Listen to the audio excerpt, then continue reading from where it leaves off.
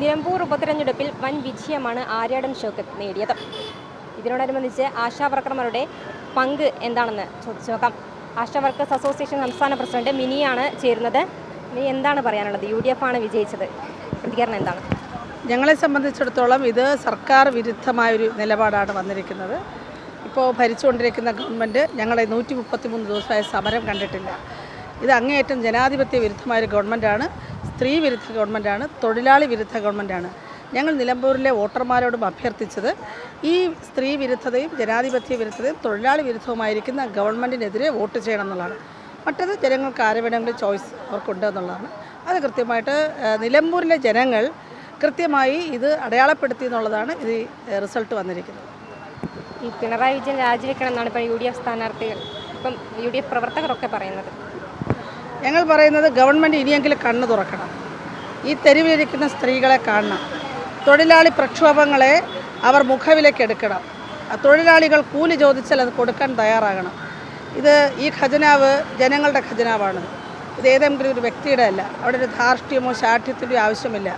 അതുകൊണ്ട് ഈ പൊതു ഖജനാവിൽ നിന്നും ജനങ്ങൾ നൽകുന്ന നികുതി പണത്തിൽ നിന്നും ജനങ്ങൾ ജോലി ചെയ്താൽ കൂലി ആവശ്യപ്പെടുമ്പോൾ പുറത്തു പറയാൻ പറ്റുന്ന ഒരു മാന്യമായ വേതനം കൊടുക്കാൻ സർക്കാർ തയ്യാറാകണം. അത്രമാത്രം ഞങ്ങൾക്ക് സംബന്ധിച്ച് പറയാം. ഇത്രയും വലിയൊരു വിജയം പ്രതീക്ഷിച്ചിരുന്നോ?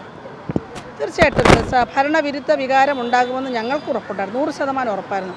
കാരണം ഞങ്ങൾ അവിടെ പ്രചാരണത്തിന് പോകുമ്പോൾ ഞങ്ങൾ വീടുകളിലും കടകളിലും കയറുമ്പോൾ ആളുകൾ അവരുടെ ജീവിത പ്രയാസങ്ങൾ പറയുകയാണ്. അവർ പറയുന്നു, ഞങ്ങൾ കാണുന്നുണ്ട് നിങ്ങളെ മഴയത്തും വെയിലത്തും ഇരുത്തിയിരിക്കുന്നത്, നിങ്ങൾ അവസാനം ഒരു 100 രൂപ ചോദിച്ചിട്ട് അതുപോലും തരാത്ത ഗവൺമെൻറ് ഞങ്ങൾ കാണുന്നുണ്ട്. ഒപ്പം തന്നെ അവരുടെ മറ്റ് ജീവിത പ്രയാസങ്ങൾ, വ്യാപാര സുഹൃത്തുക്കൾ അവരുടെ വ്യാപാര മേഖലയിൽ ഉണ്ടായിരിക്കുന്ന കനത്ത നഷ്ടത്തെക്കുറിച്ച് വാതോരാതെ പറയുകയാണ്.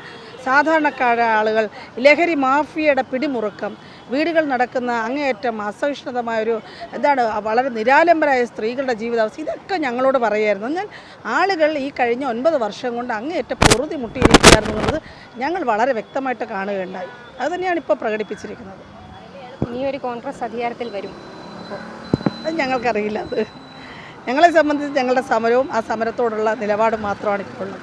നിലമ്പൂർ ഉപതെരഞ്ഞെടുപ്പിലെ ഈ വിജയത്തിന് പിന്നാലെ ആശാ വർക്കർമാരുടെ ഒരു വലിയ പങ്ക് തന്നെയുണ്ട് എന്ന് പറയാം.